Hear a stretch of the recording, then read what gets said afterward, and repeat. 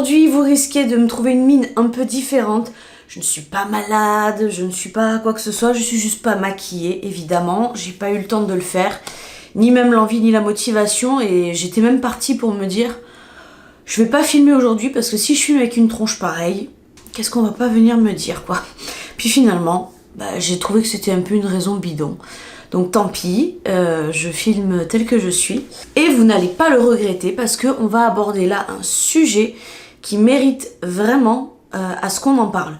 Donc en soi, moi ça m'a beaucoup étonnée quand j'ai appris ça parce que je vis un peu dans un monde édulcoré, je crois parfois. Et je me rends pas toujours compte, ou alors je me rends compte toujours trop tard, qu'il existe des tas et des tas, comment va-t-on dire, de niches de fétichisme aussi variées les unes que les autres.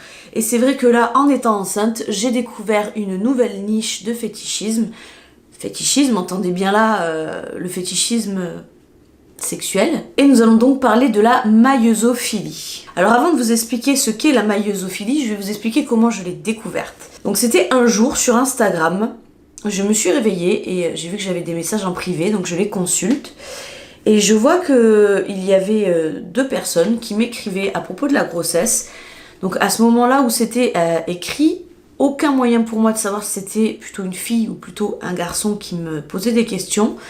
Donc j'ai souvent tendance à vous répondre quand j'y arrive, hein, bien sûr. Et là je vois ces comptes finalement que je ne connaissais pas, qui viennent comme ça de mes spams et qui m'écrivent en me disant salut, la grossesse te va super bien, t'es de combien de semaines? Des questions qui auraient pu paraître comme étant anodines. Donc moi sur le coup je réponds à ces questions, je suis toujours très contente de pouvoir échanger grossesse quand je le peux, encore une fois je précise.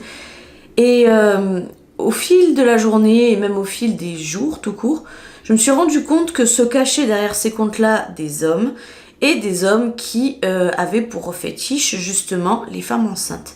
Donc les questions commençaient à devenir de plus en plus lourdes, de plus en plus intrusives, voire même totalement déplacées, allant jusqu'à me demander si mes seins avaient grossi avec la grossesse. Donc j'avais bien affaire à des gens qui m'avaient repéré sur les hashtags probablement grossesse, probablement pregnant, probablement enceinte, mom to be ou des choses comme ça sur Instagram, et qui du coup tentaient de se rapprocher de moi pour un peu discuter et je vais vous expliquer du coup comment, le pourquoi. Donc vous commencez à vous en douter un petit peu, je vous ai plus ou moins expliqué. Donc qu'est-ce que la maïeusophilie à proprement parler? Donc finalement c'est le fait de ressentir une attirance sexuelle envers une femme enceinte. Donc c'est un genre d'attirance qui généralement est quand même assez peu commune, hein. On n'est pas sur une attirance par exemple comme les fétichistes des pieds, qui apparemment sont extrêmement nombreux. Là c'est quand même un fétiche qui est un peu plus, voire beaucoup plus restreint. Parce que la plupart du temps, la gestation chez une femme, elle va vous évoquer beaucoup de choses, sauf forcément le désir sexuel. Vous voyez, en général, une femme qui est enceinte, on a plutôt tendance à l'admirer, vouloir la protéger. Voilà, ce sont plutôt des sentiments assez positifs généralement qu'on a autour de la femme enceinte, mais pas forcément d'ordre charnel. Et chez les maïeusophiles, finalement, eux, c'est typiquement cet état de transformation du corps de la femme, de mutation et de conception qui les émoustille tout particulièrement. Alors que font-ils ces gens-là? Donc la plupart du temps, ce qu'ils font, c'est qu'ils cherchent justement le jeu érotique au travers de la conversation, comme ça a pu commencer avec moi jusqu'à ce que je mette un blocage direct. Donc ils recherchent le contact, l'interaction, le jeu de séduction, voire même en allant jusqu'à chercher des partenaires pour avoir des rapports charnels qui porteraient la vie en elle. Donc ce qu'ils aiment finalement dans la femme enceinte, de ce que j'ai pu en trouver sur internet, c'est le côté ventre rond. Voilà, c'est vraiment un des attraits physiques qui leur plaît tout particulièrement. Le fait évidemment que la poitrine aussi soit plus développée, plus ronde, plus charnue. Il y a aussi un côté lactation, le fait que le sein puisse produire du lait qui les attire tout particulièrement. Et si on veut même aller encore plus loin que ça, il y a pas mal de maïeusophiles qui sont même sexuellement stimulés, on va dire, par la vue des accouchements. Voilà, par le fait d'assister à un accouchement. Ils peuvent regarder des vidéos d'accouchement toute la journée sans problème parce que ça leur procure quelque chose de satisfaisant. Et je pense que c'est typiquement à partir de cet exemple précisément qu'on peut commencer à se poser des questions sur cette forme de fétichisme. Alors en soi, vous voyez, les pieds, moi, je m'en fous. Je m'en fous, c'est marrant, j'arrive pas à le comprendre en fait, c'est vraiment, j'arrive pas à comprendre ce fétichisme, mais d'un autre côté, je me dis, ça fait tellement pas de mal, ça mange tellement pas de pain, que personnellement, je m'en fous qu'il y ait des milliards de gens qui peuvent regarder mes pieds, voilà, faire on ne sait quoi avec. Mais là, c'est vrai qu'en étant enceinte, ça pose quand même un sacré problème, je trouve. Et je pense que au-delà du fétichisme en lui-même, on est plutôt sur de la perversion. Donc, c'est-à-dire cliniquement, ce qu'on appelle de la perversion. Je suis certaine qu'on peut aller jusque-là, en fonction en tout cas de certains cas. Parce qu'il y a une dérive, une frontière qui est assez fine entre le fait d'être maïeusophile, d'aimer les femmes enceintes, mais le fait d'aimer aussi d'autres choses en franchissant un petit peu parfois la frontière. Et ça peut aller jusqu'à l'inceste, tout comme ça peut aller jusqu'à la pédophilie. Et je vais vous expliquer ça un peu après. Donc ça évidemment ce sont que les cas extrêmes. Moi je pense que la plupart des maïeusophiles vont peut-être pas jusque là, bien qu'encore que je connais très peu cette communauté. Mais c'est vrai que certains peuvent aller très très loin et moi c'est ça qui me préoccupe en particulier. Donc oui, que font-ils du coup ces maïeusophiles? C'était un petit peu le chapitre là de la vidéo. Donc ce qu'ils font, c'est que la plupart du temps, ils vont venir écumer les réseaux sociaux. Voilà, maintenant que l'avènement des réseaux sociaux est enfin fait, ils vont venir écumer les réseaux sociaux par le biais de hashtags, sur des forums, sur tous les supports finalement qu'ils peuvent exploiter. Ils peuvent même voler des photos à leurs proches. Et soit c'est pour leur galerie personnelle, soit c'est pour en refaire du trafic finalement sur des sites pornographiques spécialisés, en alimentant comme ça un petit peu le contenu de sorte à ce qu'il y ait une galerie assez bien garnie. Donc il n'est pas impossible, vous voyez, que demain, je me retrouve sur un certain site en posant simplement avec mon ventre de femme enceinte. Ce n'est pas impossible. Et encore une fois, je préfère le dire parce que moi sur Instagram, alors déjà je ne suis pas du tout quelqu'un de pudique, j'aime mon corps, quelle que soit la gueule qu'il ait, j'aime mon corps nu, donc je ne suis pas gênée de me montrer un peu dénudée, mais vraiment pas. Et du coup comme je me sens bien, que je me trouve belle avec mon ventre de grossesse, même si j'ai pris quelques kilos, j'aime me montrer avec de la lingerie, me mettre en valeur, me souligner. Et bien on pourrait avoir tendance à se dire que c'est justement ce genre de tenue qui aguiche et qui provoque justement les maïeusophiles. Détrompez-vous, la plus simplissime des photos de vous prises dans un lit avec un gros pull ou autre peut largement suffire pour être considérée comme un support érotique. Donc c'est vraiment pour ça que je vous mets l'accent. On n'est pas dans un délire, faut pas essayer de rationaliser ce genre de fétichisme, vous voyez. C'est pas, ah oui, là il y a de la lingerie, donc c'est pour ça que... Eh non, t'as pas besoin d'avoir de lingerie, tu peux être habillé full jogging, full djellaba ou j'en sais trop rien. Du moment qu'on sait que t'es enceinte ou qu'on pense que tu l'es et que tu présentes les attributs qui le font penser ou qui le confirment, c'est largement suffisant aux maïeusophiles pour se sentir dans sa zone de confort. Donc ce qu'ils peuvent aussi éventuellement faire, c'est tenter de rentrer en communication avec vous. Ils vont essayer de vous faire parler, ils vont vous contacter, moi comme ça a été le cas sur les réseaux sociaux. On va vous parler, vous poser des questions, voilà, en feintant finalement de s'intéresser à votre grossesse, qui s'y intéresse, hein, moi j'en sais rien, mais pas à des fins de renseignement ou parce qu'on vous aime bien et que voilà, on est bienveillant envers vous. C'est vraiment juste un jeu pour vous faire participer contre votre gré finalement à une excitation personnelle. Donc finalement, il n'y a pas de consentement là-dedans. Vous n'êtes pas censé savoir à qui vous avez affaire en face de vous. Donc il se peut que vous soyez un peu piégé et que vous répondiez à des questions de votre ordre personnel, de votre ordre privé. Mais vous y répondez juste par envie de renseigner et pas par envie d'exciter, vous voyez. Sauf que la personne en face de vous, elle va ressentir un certain stimulus finalement, au fait que vous soyez là à répondre à ces questions. T'as pris du poids? Oui, j'ai pris du poids. Est-ce que tu fais déjà du lait? Oui, j'ai déjà du lait. Enfin, vous voyez quoi. Ce qu'ils font également, parfois, c'est que quand Alors, c'est vrai qu'il y a des fétichistes qui font ça. Ils arborent, ils se griment finalement en ce qu'ils aiment. Donc j'ai, en écumant encore une fois internet et en essayant de comprendre à qui j'avais affaire, j'ai trouvé pas mal de comptes finalement qui exposaient des femmes, enfin qui se grimaient pardon en femmes enceintes alors qu'ils n'étaient pas ni femmes ni enceintes. Et ça faisait des photos comme ça en disant aujourd'hui enceinte de 4 mois, aujourd'hui enceinte de jumeaux, etc. etc. pardon, pour se mettre dans la peau d'une femme enceinte, avec en commentaire tous les pervers qui évidemment se pourléchaient les babines de ce genre de photos et de vidéos. Donc justement pour parler un peu de ces déguisements qu'ils arborent, parfois ils sont assez réalistes, donc vous avez vraiment la catégorie des réalistes, et vous avez la catégorie des exagérations.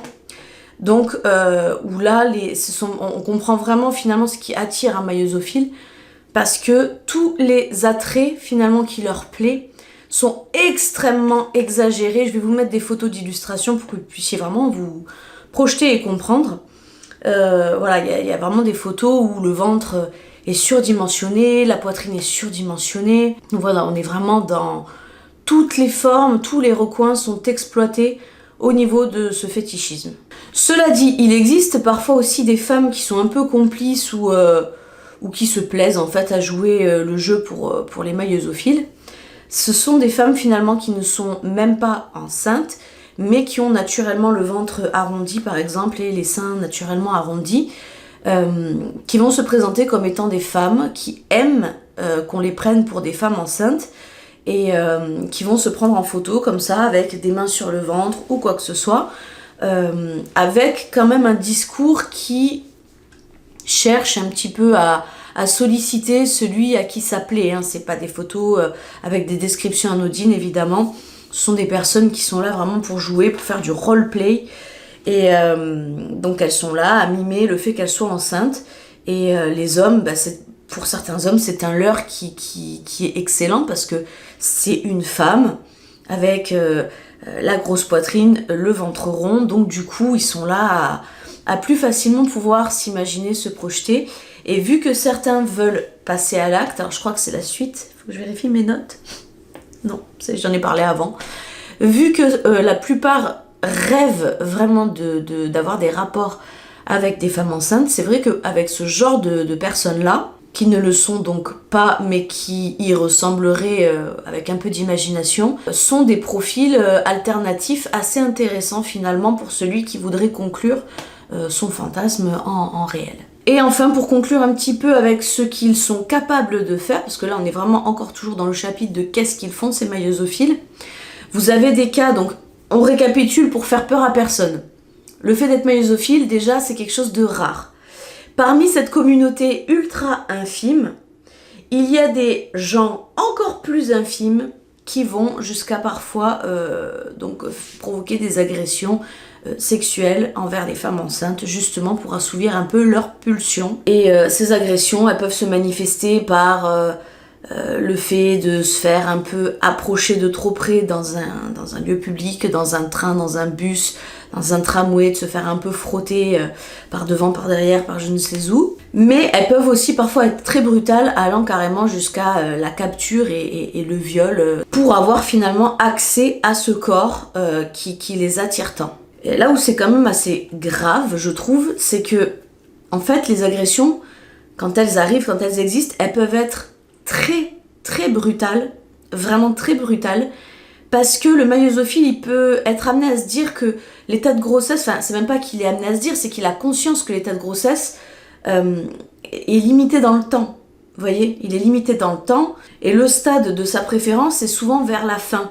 Donc si jamais, admettons, vous avez un voisin un peu disjoncté qui est maïeusophile et qui cherche à conclure et à assouvir son fantasme aussi vite que possible, s'il vous repère dans la rue, il va plus ou moins voir à votre silhouette que vous arrivez sur la fin, et il peut se dire je suis un peu pris contre la montre, donc il faut que je fasse vite, faut agir vite.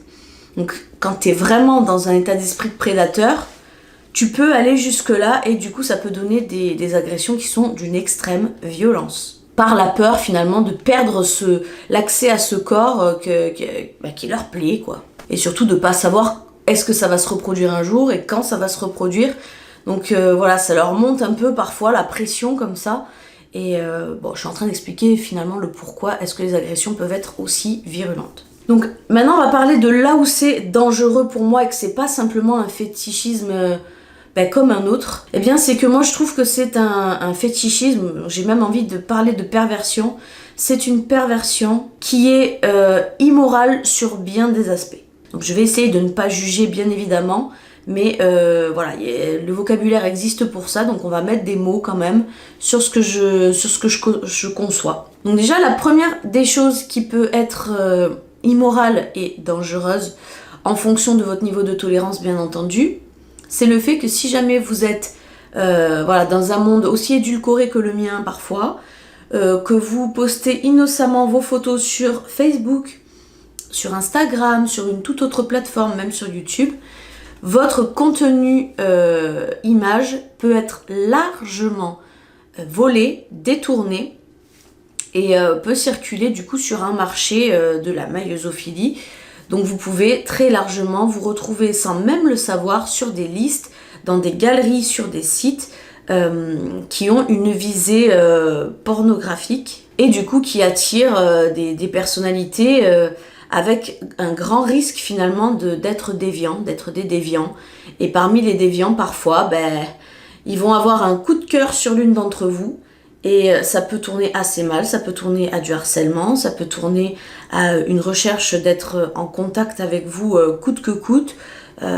Ça peut donner lieu même à des recherches pour vous retrouver ou quoi que ce soit.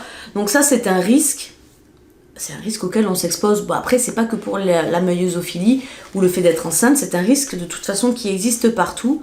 La meilleure façon d'être en sécurité, entre parenthèses j'ai envie de vous dire, c'est de vraiment apparaître nulle part.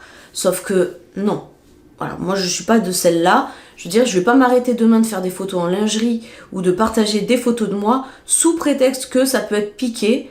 Non, en fait, j'ai juste envie de vivre, de continuer à faire ma vie. Donc, je ne m'empêcherai certainement pas de le faire. Mais c'est vrai que le conseil qui revient assez régulièrement et qui est parfois maladroit, je trouve, c'est de dire « Ah, mais il y a des fous partout, alors ne publiez pas vos photos. » Non, pourquoi faire ? Prenez plutôt au sérieux le fait qu'il y ait des fous et mettez de vrais moyens en place pour leur mettre la main dessus quand ce qu'ils font est totalement illégal et inconsenti. Ce serait beaucoup plus simple en fait si on pouvait faire les choses ainsi. Mais parfois je me demande si le fait que la loi ne soit pas ainsi, c'est pas parce que justement des gens qui commettent des infractions sont tellement plus nombreux que le traitement de leur cas au bout du compte serait vraiment trop long, trop fastidieux, trop compliqué. Donc on préfère limite responsabiliser ceux qui sont déjà quand même un peu responsables et parfois fermer les yeux malheureusement sur sur les gens pardon qui commettent du coup des infractions, parce que le fait de voler du support visuel sans consentement ou de le repartager ou de le revendre quelque part sans consentement, ça s'appelle bel et bien du vol, du détournement d'image, c'est interdit. Donc après, je viens de l'expliquer, ce qui peut être super problématique aussi, c'est l'atteinte du fantasme absolu qui te pousse justement à l'acte en faisant des attouchements, voire des viols. Mais là où c'est aussi très problématique, c'est-à-dire qu'au-delà même de ça, de cette tentative de rentrer en contact avec vous coûte que coûte, eh bien dites-vous qu'il y a toutes sortes de mères. Est-ce que vous voyez où je veux en venir ? Quand je dis qu'il existe toutes sortes de mères, c'est-à-dire qu'il en existe, et oui, des très jeunes, des mamans mineures. Et j'ai eu l'horreur de constater en faisant mes recherches qu'il pouvait y exister même des comptes de jeunes mères, de mères adolescentes, et que du coup ça représentait un fantasme. Donc là, vous avez à la fois la maillosophilie mêlée un petit peu à la pédophilie. Parce que évidemment les profils qui sont relevés sont soit des jeunes filles qui sont proches de la majorité mais qui ont des physiques très enfantins ou des silhouettes encore très adolescentes, et sinon ce sont vraiment des mamans qui ont des âges défiant toute concurrence du type 14-15 ans, qui sont stockées en galerie comme ça et proposées à la vue de tous. Et moi là, ça me pose un immense problème. C'est pour ça que je vous dis depuis le début que ce n'est pas un fétichisme comme les autres. Et moralement aussi, le côté qui me dérange beaucoup dans ce fétichisme, si on continue à l'appeler comme ça va être le côté incestueux. Pourquoi incestueux finalement? Parce que, en fait, quand vous avez une femme enceinte, il y a plutôt cette image quand même de la madone, cette image de la maman, et c'est pour ça peut-être même que dans l'inconscient collectif, on ne désire pas une femme enceinte et qu'on a au contraire un sentiment de respect et de protection qui émerge envers elle, plutôt qu'un sentiment de désir. Enfin, je veux dire, vraiment, moi j'ai jamais entendu de ma vie qu'on pouvait désirer comme ça une femme enceinte. Enfin, les hommes dans la rue par exemple, je pense qu'ils auront plus tendance à se retourner sur une fit girl bien habillée, avec des vêtements qui la mettent en valeur et tout, bien sur elle, plutôt que sur une maman enceinte avec des chevilles comme ça. Même s'il existe des mamans très très très jolies qui portent super bien la grossesse, en fait ça les souligne, mais ça les... moi je trouve que ça ne les rend pas désirables pour autant, et je n'ai jamais entendu ça auparavant. Pareil pour les femmes entre elles, hein, on est toujours un petit peu jalouse, un petit peu en concurrence, mais hormis celles qui n'arrivent pas à concevoir qui peut potentiellement jalouser celle qui a réussi avant elle, il n'y aura pas vraiment cette compétition féminine de se dire qui sera la plus belle, qui sera la meilleure, qui sera la plus désirable ou quoi que ce soit. C'est carrément le contraire en fait. On a un petit peu ce sentiment, c'est un peu 9 mois de trêve en général où vraiment on est perçu autrement. Et là, dans leur cas de figure à eux, il y a une érotisation de la figure maternelle.